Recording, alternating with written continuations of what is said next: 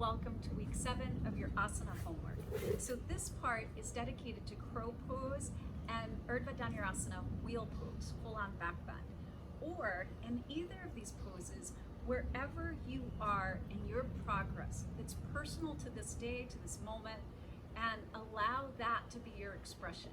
One of the things that I want to suggest or caution towards is, instead of saying full expression, as if there's only one full expression for everybody, just allow it to be the expression of you individually today, right? Otherwise, if we keep saying to people, okay, everyone do the one full expression, it's a sort of shaming, and it puts the emphasis on the performance rather than the individuality of the experience. So remember, with all the arm balances, they're just flying hip openers. Don't take it too seriously. The shape is 2 external rotations, just like Baddha Konasana, right? And this is your peak pose in your Alchemy physical class plan, the grounding flow. The same shape in Malasana. Your legs are both externally rotated away from the midline. So same shape as crow pose. We've done lots of teaching of the variations, so you are choosing how you want to go into it. You're choosing whether you want to have pillows, blankets in front of you. You're using a brick if that's your desire. And feet wide is that first option, staying low, elbows out. So make sure you're using your hands as real strong levers to help you, and then stay low. And remember, on this one, you're not touching your feet together, and you're simply flexing your feet. And see how I already lifted off. So flexing the feet, this is flexing, this is pointing. Flexing, pointing. All you're doing is flexing. You're not jumping, you're not even lifting. You're leaning forward and flexing your feet. It's all that's happening here. Look forward, flex your feet. See? And the weight is in my fingertips. It's not in my wrists. So it's in the first 3 rows of knuckles. I'm low to the ground, my feet are apart, super tribal, and no hopping, no huge effort. But the law of physics says that the heaviest part of us is our thumb. So you have to lean forward. In your hands, remember that your fingers are the accelerators, like the accelerator on the car to make you go faster, but the heel of your hands are your brakes.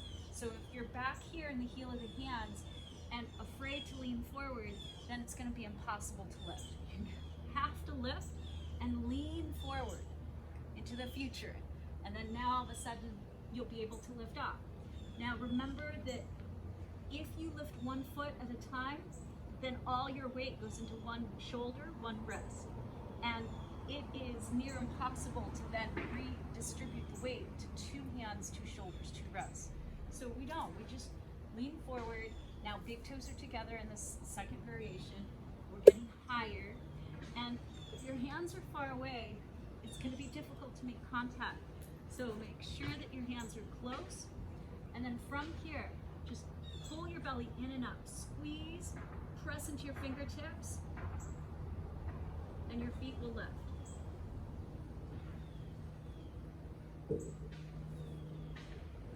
Give yourself more than one chance, okay? So making sure that you know that you can do this more than once.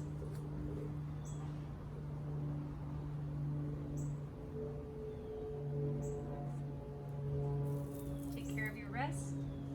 Last one.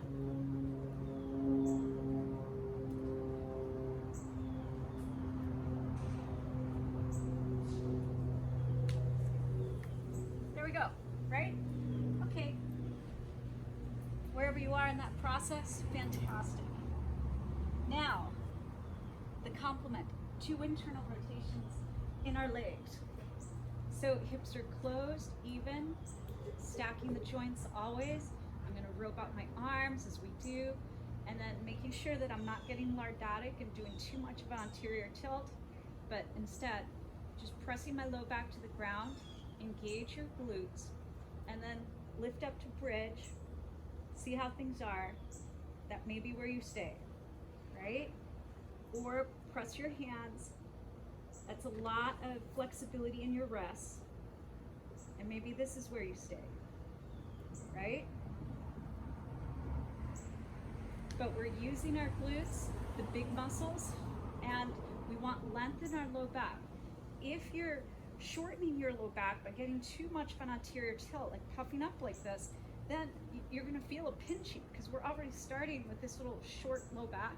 We want length in our low back. The bending actually happens in our thoracic mid-back. So place your hands, come to the top of your head. Make sure your hands are set.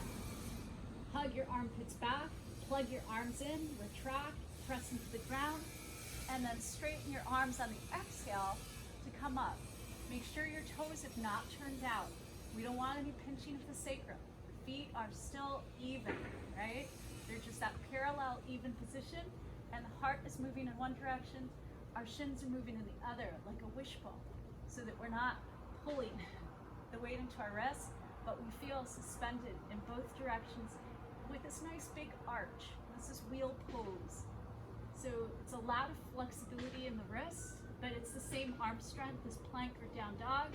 So if you can do table, plank, down dog, then you can do wheel pose, right? Now to come out, we do not put our head down and then crunch our neck. Back of the head, shoulders, that stays long, and then we roll down, low back in contact with the ground. And I come back the way I started. Now, if you're gonna do more, which I highly recommend, because back bending isn't like a do one and it's done. So do multiple, but don't go to external rotation in between. Let the body stay serene in this particular shape so everything is safe and even. Now, after you're completely done, then we'll do a whole routine to decompress the spine and counter pose. But don't do sharp counter posing such as pulling the knees in tight in between your back bends. It shocks the sacrum. It's not healthy for the back.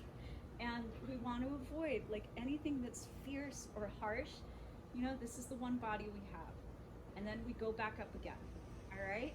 So these are the 2 last poses in week 7.